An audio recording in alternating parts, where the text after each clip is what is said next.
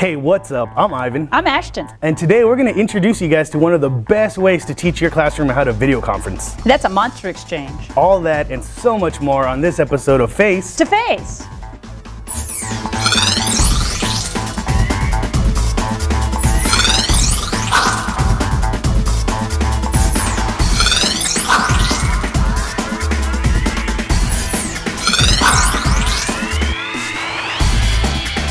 So if you guys have been coming out to some of the video conferencing trainings that we've been having around the district, you might have gotten your hands on one of these. It's called the Video Conference Project Template Book. And this is also available online as a PDF to print. And we'll go ahead and put the URL up on the screen so you guys can get to that.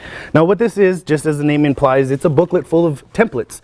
And what makes this very convenient and very what's such a great resource is that it takes all of the guesswork out of having a video conference in your classroom. Now these are all classroom to classroom collaborations, and what the booklet does is it goes in and it sets up basically a roadmap, a set of instructions for you to use for your video conference.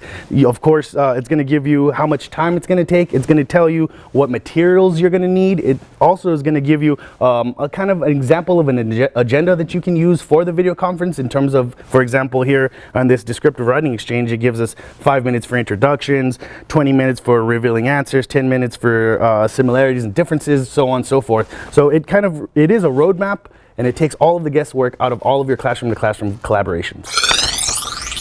A monster exchange is where two classrooms decide they're going to do a video conference.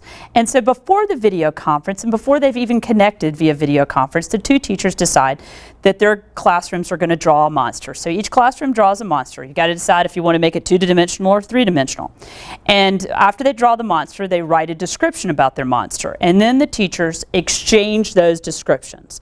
And then the classrooms recreate another monster from the written description. So they take their written description they received from their FAR site and make another monster. And then for the video conference, they actually connect and read the description that they received from the FAR site and then show their monster, and then the classroom that made the original monster shows the original monster. So if they wrote a really good description, then the monsters will practically look the same.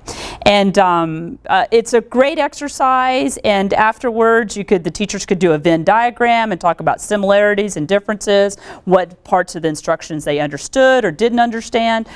It's a great exercise, and it's a great introduction to video conferencing. So the Monster Exchange is a really great, easy, and fun way to introduce your classroom to video conferencing, huh? It sure is, and it's a great classroom-to-classroom collaboration with descriptive writing, and it can be used in any grade level. And what's great is that you don't have to use a monster, right? You could use just about anything. Right, a snowman, a mythical creature, a character out of a book, all sorts of different things. The sky's the limit. You know, my favorite thing about this activity specifically is that it encourages kids to practice their descriptive writing.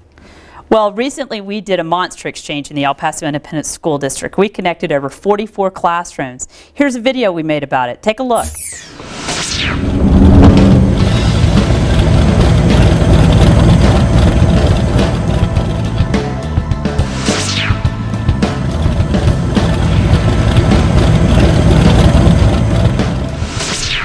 Actually, it was really easy to prepare for.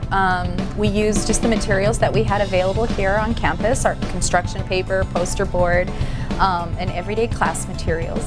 Actually, the video conference and the preparation for me, like behind the scenes as a teacher, was like really easy. It already tied into my bundles. For my class, I decided to break them into different groups and have them each concentrate on either the head, the body, the legs, and the arms. And then I had the kids, each of them, write the description. We made it all about math concepts, so they measured everything, so they used their rulers, their compasses, everything math related.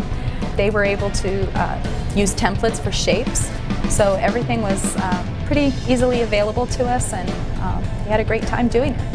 It integrates perfectly because, of course, you know, it covers a lot of the technology teaks. And that's where it got kind of interesting, which is easy because they just said, oh, here's an arm and here's a leg. And I said, no, you have to give me how long is it? How wide is it? What color is it?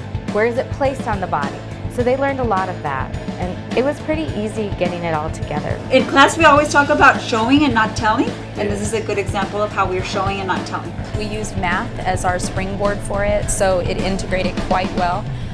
We were doing a unit on measurement, so they were able to measure centimeters, inches, and shapes, symmetry, so it integrated perfectly well with what we were doing.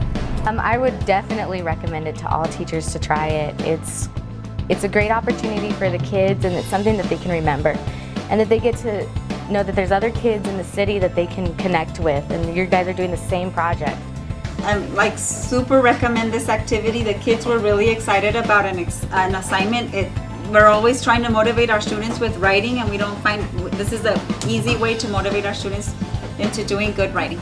I'll admit I was a little nervous at first, but it came off beautifully, and the kids really, really enjoyed it. They were fascinated by the fact that they were able to talk with somebody who was, at another location with so much technology in use nowadays. I mean, that's something that brings kids in and helps it make it a little more fun.